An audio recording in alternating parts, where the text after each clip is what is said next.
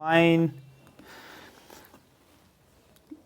This is me, Mir Wahid, and today I am going to start VLW course for all the JKP aspirants. ठीक है, तो VLW course में start करने वाला हूँ. हमने कोर्स ऐप पे लॉन्च किया हुआ है. आप फुल कोर्स जो है WS Academy ऐप पे जाकर देख सकते हो. वहाँ कोर्स बाई करना है आपको, 1000 पे करना, आप कोर्स देख सकते हो. लेकिन उसके अलावा कुछ चीज़ें मैं आपको यूट्यूब पे भी करवाऊँगा.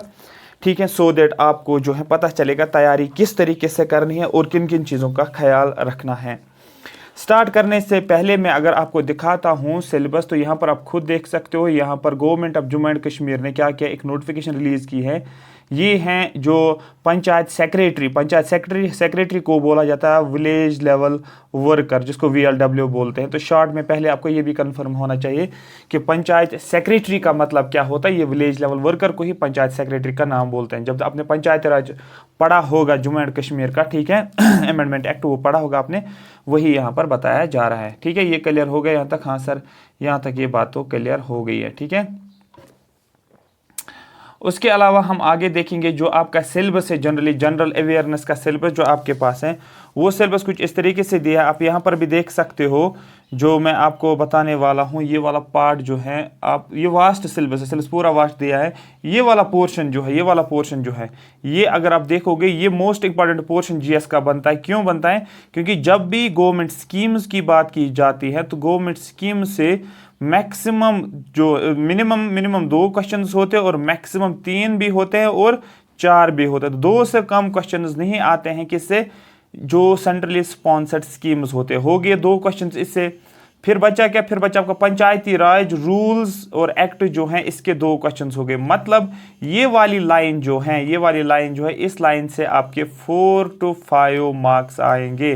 तो लेकिन ये थोड़ा सा वास्ट है, इसको आपको अच्छे तरीके से पढ़ना है, डिटेल में पढ़ना, सो दैट तभी आपको ये एज ए यूनिट कवर हो जाएगा. मेरी बात समझ में आ रही है? तो एज ए यूनिट के तरीके से आपको पढ़ना है, एज ए चैप्टर जैसे पढ़ते हो उस तरीके से, ना कि जल्दी आप रश करोगे. ठीक है, तो मैं पहले यही आपको स्टार्ट करूंगा. ठीक है, बाकी जो आपको फुल कोर्स लेना होगा तो आप WS Academy पे जाकर फुल कोर्स बाय करके पूरा कोर्स मैथ्स रीजनिंग जो भी देखोगे, मैथ्स एंड रीजनिंग मैं खुद पढ़ाऊंगा उसमें, और उसमें मैं आपको वाइट बोर्ड पे पढ़ाऊंगा, जो क्लास वाला आपको फील मिलेगा.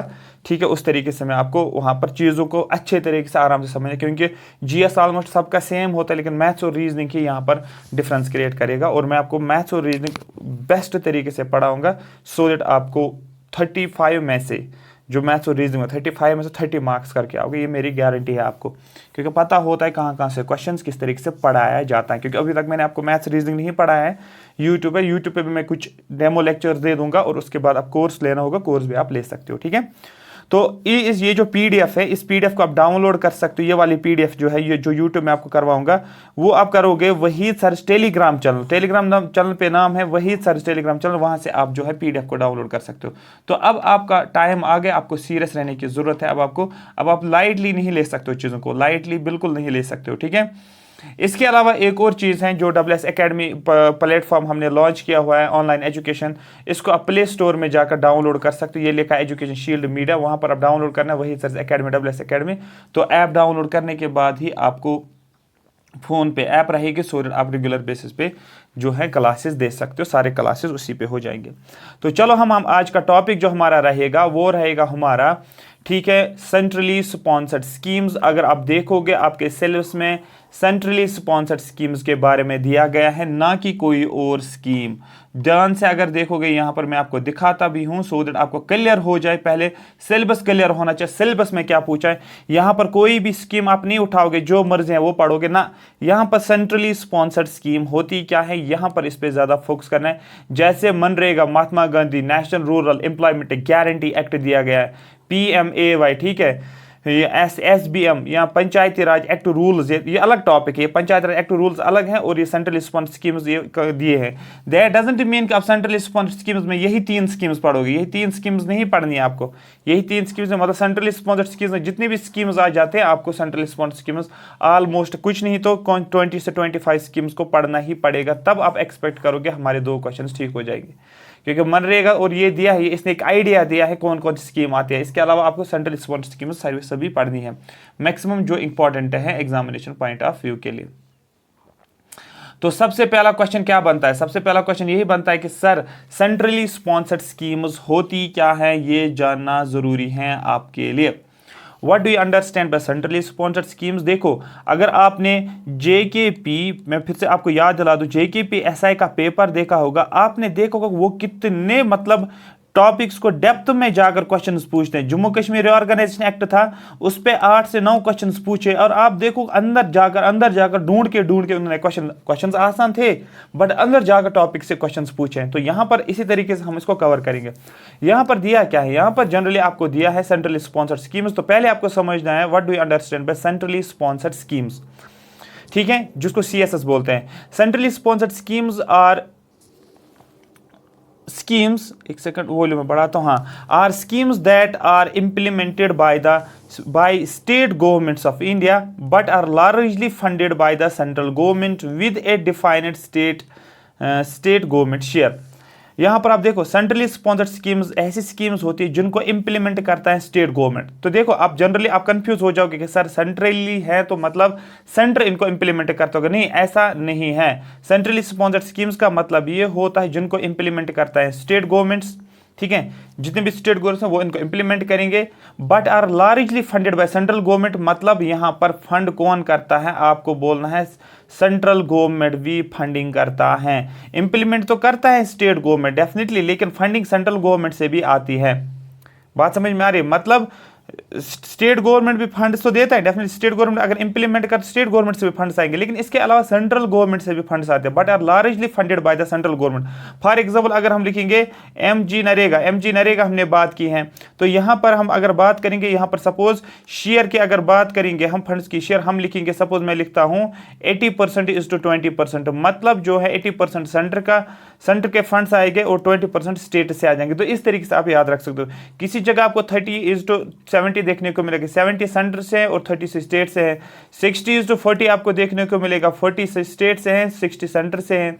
इसी तरीके से 90:10 आ जाएगा। नॉर्थ ईस्टर्न स्टेट्स की अगर हम बात करेंगे तो वहां पर देखेंगे सेंटर और स्टेट में डिस्ट्रीब्यूशन है, ठीक है। तो ये आपको with A defined state government share, और डिफाइनेड स्टेट गवर्नमेंट का शेयर का मतलब स्टेट गवर्नमेंट का भी शेयर होता है, लेकिन उसके अलावा सेंट्रल गवर्नमेंट भी शेयर देता है और उसके अलावा स्टेट गवर्नमेंट इसको इंप्लीमेंट करे। तो की वर्ड्स क्या है, क्वेश्चन पूछेगा who implement the centrally sponsored schemes, आपको बोलना है स्टेट गवर्नमेंट।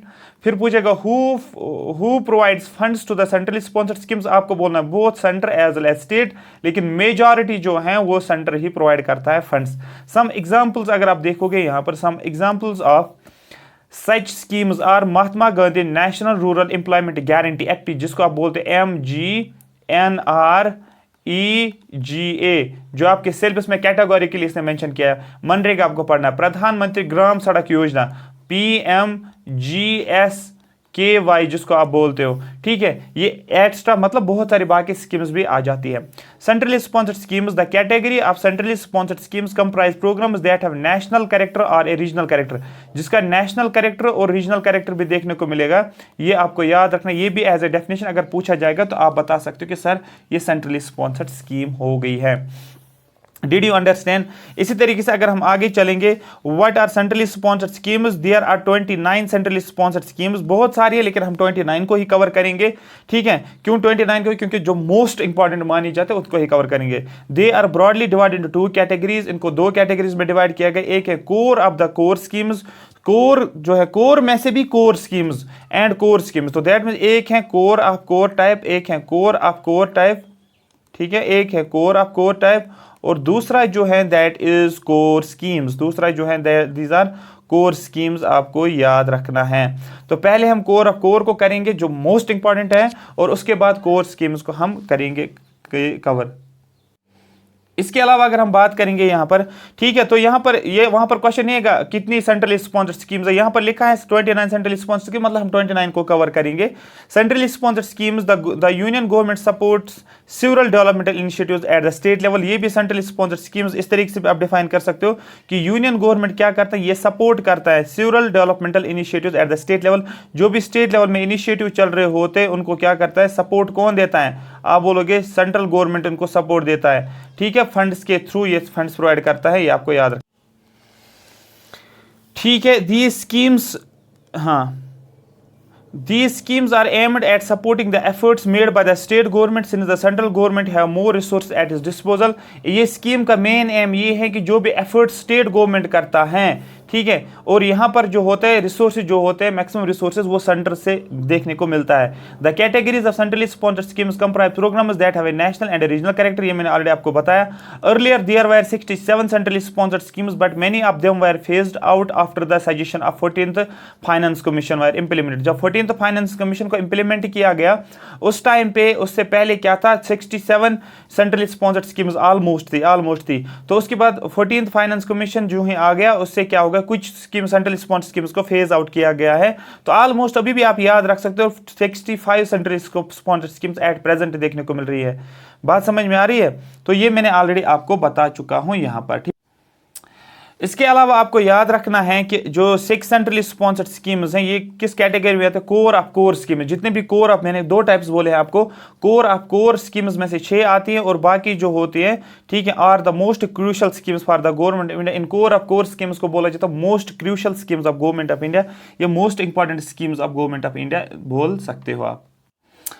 अब जो हमारा रहेगा वो रहेगा centrally sponsored schemes, core of core schemes. Core of core schemes में से कौन कौन सी स्कीम आते हैं ये आपको याद रखना है। सबसे पहले the 6 core of core schemes, मतलब मोस्ट क्रूशियल स्कीम जो है, नंबर फर्स्ट अगर हम बात करेंगे वो है नेशनल सोशल असिस्टेंस प्रोग्राम, आपको याद रखना है।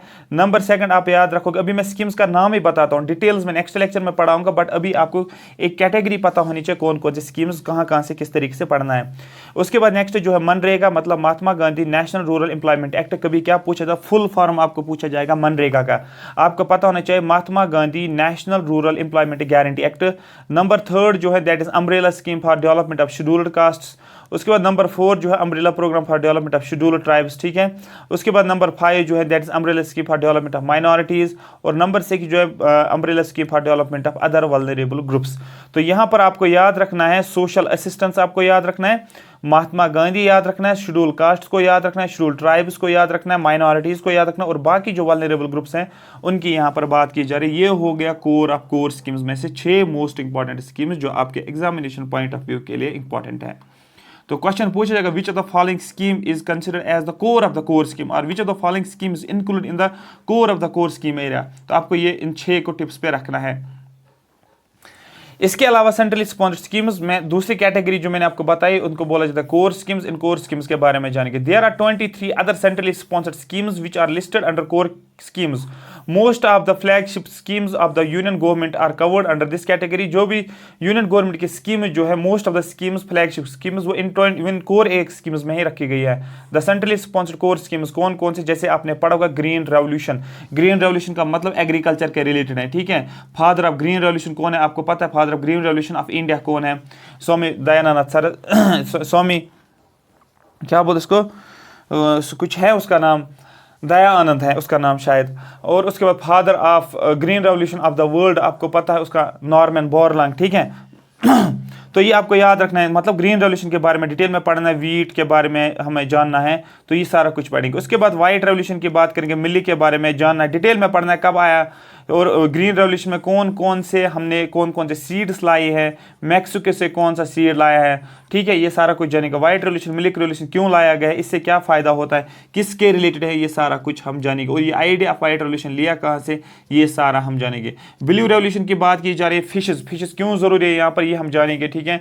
इसके लिए कौन कौन सी और चीज़ें हैं वो पढ़ेंगे। प्रधानमंत्री कृषि सिंचाई योजना जिसको आप बोलते हैं प्रधानमंत्री KSY, बहुत ज़्यादा इंपॉर्टेंट है। प्रधानमंत्री कृषि सिंचाई योजना आपको याद रखना है। प्रधानमंत्री ग्राम सड़क योजना PMGSY आपको याद रखना है। उसके बाद प्रधानमंत्री आवास योजना, शॉर्ट फॉर्म में आपको सभी याद रखना, Awas Yojana. Rural drinking water mission की बात, स्वच्छ भारत मिशन SBM आपको याद रखना है। और स्वच्छ भारत मिशन में क्वेश्चंस पूछे जाते हैं, कब तक ओपन डेफिकेशन फ्री करना था इंडिया को, ये जानना। नेशनल हेल्थ मिशन आपको पढ़ना। और प्रधानमंत्री जन आरोग्य योजना जिसको बोलते हो आप प्रधानमंत्री जन आरोग्य योजना, ठीक है। उसके बाद मिड डे मील स्कीम्स आप पढ़ते हो स्कूल्स में, ये आपको जाना, ये सभी मोस्ट इंपॉर्टेंट, इसमें से कोई भी स्कीम आप नहीं छोड़ सकते। ये नहीं कि 2-3 स्कीम्स पढ़ के गए आप बोलोगे हमारा काम हो गया, नहीं, इस तरीके से आप बिल्कुल इजी नहीं ले सकते हो आप इसको।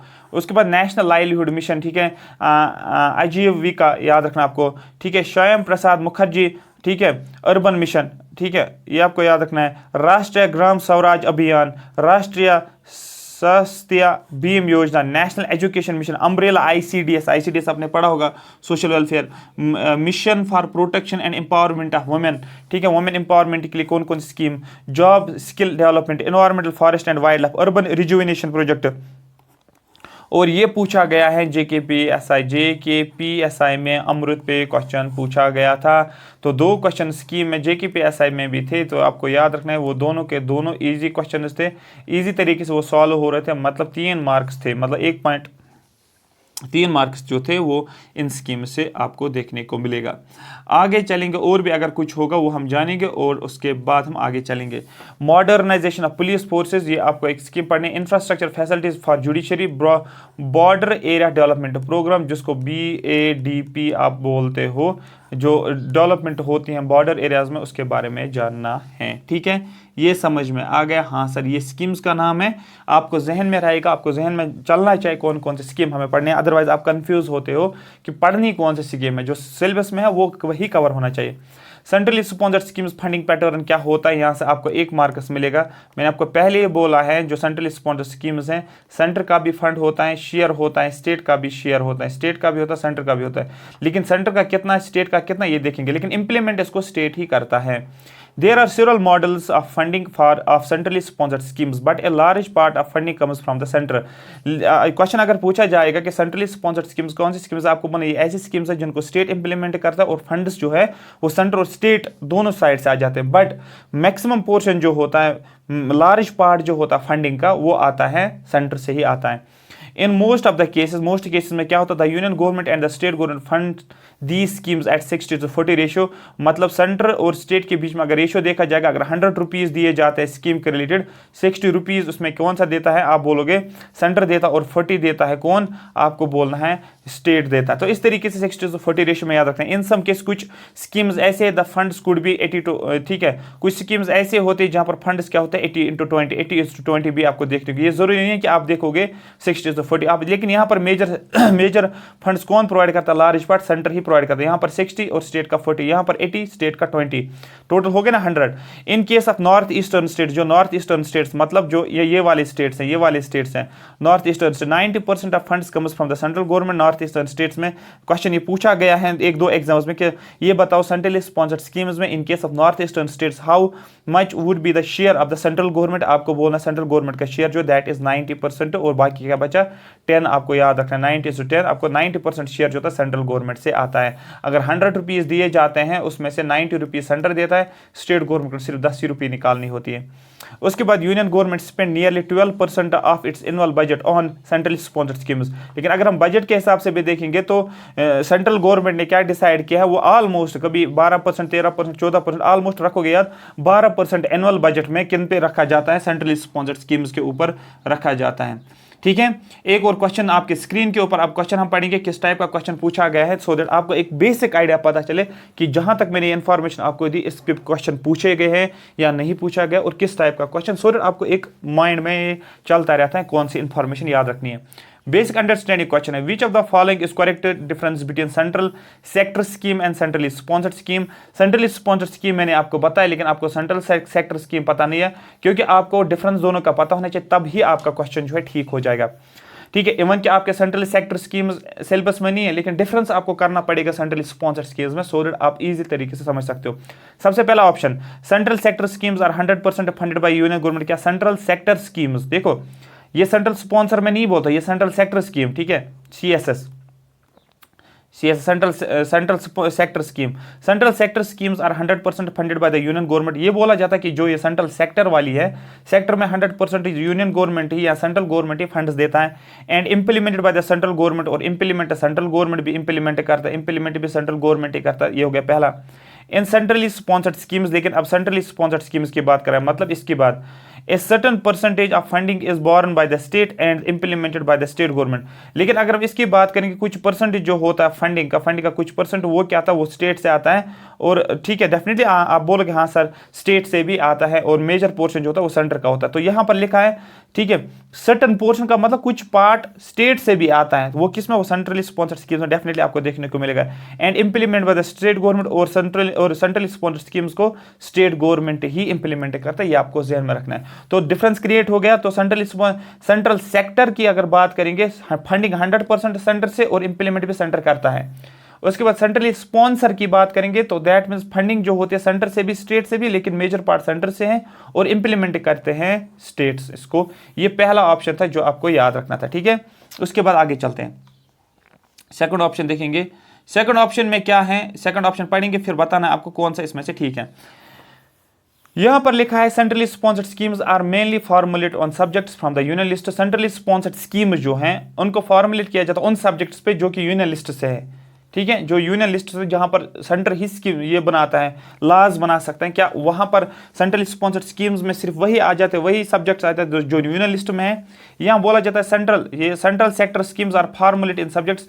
सेंट्रल सेक्टर स्कीम्स उन सब्जेक्ट्स पे किया जाता है जो स्टेट लिस्ट में है, to encourage states to prioritise in areas that requires more attention. अगर आप देखोगे यहां पर मैंने अभी सेंट्रल सेक्टर स्कीम्स के सेंट्रल सेक्टर में बोला था, मैंने बोला 100% फंडिंग सेंटर की भी है, 100% फंडिंग सेंटर है और सेंटर ही इसको इंप्लीमेंट करता है। तो दैट मीन स्टेट लिस्ट में इसको कोई भी नहीं देखने को मिलेगा, मतलब सेंट्रल सेक्टर स्कीम्स को स्टेट्स के साथ कुछ भी नहीं है, इस तरीके से आपको याद रखना है। लेकिन सेंट्रली स्पॉन्सर्ड मैंने बोला था यहां पर स्टेट का भी शेयर रहता है। Formulate on subjects from the union list, क्या ये यूनियन लिस्ट में नहीं, ये स्टेट लिस्ट के साथ होगा। दैट मींस ये वाला ऑप्शन जो है ये अपोज्ड इसने किया है, मतलब ये स्टेटमेंट जो है इसने अपोज्ड किया किस स्टेटमेंट को, इस स्टेटमेंट को, जिसकी वजह से ये ऑप्शन एलिमिनेट हो जाता है। तो मतलब आपका ये है कि ओनली सेकंड होगा नहीं, बोथ फर्स्ट एंड सेकंड होगा नहीं, क्योंकि सेकंड पहले गलत है। तो बचा कौन सा ऑप्शन, ये फर्स्ट ऑप्शन बचा। अब हम आगे चलेंगे, देखेंगे कहना क्या चाहता है, सो दैट आपको ये अच्छे तरीके से समझ आ जाए, ठीक है। एक सेकंड,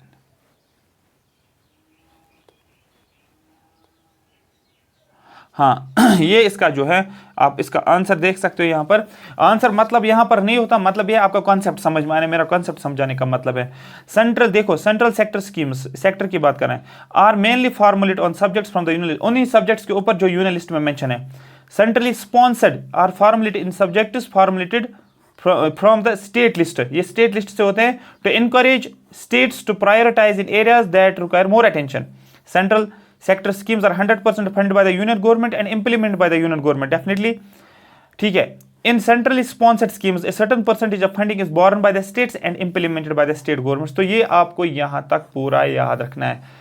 आई होप ये पूरा सेशन आपको समझ आया होगा, जो आपके सिलेबस में दिया था related to centrally sponsored schemes, ये आपको समझ आएगा कौन कौन सी स्कीम हमें पढ़नी है, सेंट्रली स्पॉन्सर्ड स्कीम्स क्या होती है, सेंट्रल सेक्टर स्कीम्स क्या होते हैं, कौन कौन सी स्कीम्स सेंट्रली स्पॉन्सर्ड स्कीम्स में आ जाती है, ये मैंने आपको बताया। नेक्स्ट लेक्चर में हम अब स्कीम को स्टार्ट करेंगे। सबसे पहले हम करेंगे मनरेगा स्कीम को, हम अच्छे तरीके से एक्सप्लेन करके 5 स्कीम्स को उठा लेंगे नेक्स्ट लेक्चर में। 5 स्कीम्स को, जो मोस्ट इंपॉर्टेंट 5 स्कीम्स होंगे उनको हम कवर करेंगे, फिर नेक्स्ट 5, फिर नेक्स्ट 5, सो दैट आपको एक ब्रॉडर पर्सपेक्टिव से कवर हो जाए। जो आपके 2-3 क्वेश्चंस इसमें है वो इजीली आप आराम से कर सकते हो, ठीक है। अगर आपको ये सेशन अच्छा लगा तो आप कमेंट सेक्शन में जरूर मेंशन करोगे लेक्चर के बाद कि सर हमें ये सेशन बहुत अच्छा लगा है, आप ये कंटिन्यू रखो। इसके अलावा अगर अभी तक आपने YouTube चैनल को सब्सक्राइब नहीं किया तो ये YouTube चैनल है, आप वहीद सरस YouTube चैनल पे जाकर जो आप अभी देख रहे हो तो इसको सब्सक्राइब करो, सो दैट आपको रेगुलर अपडेट्स देखने को मिलेगा। बाकी सारी वीडियोस आपको यहाँ पर ही है।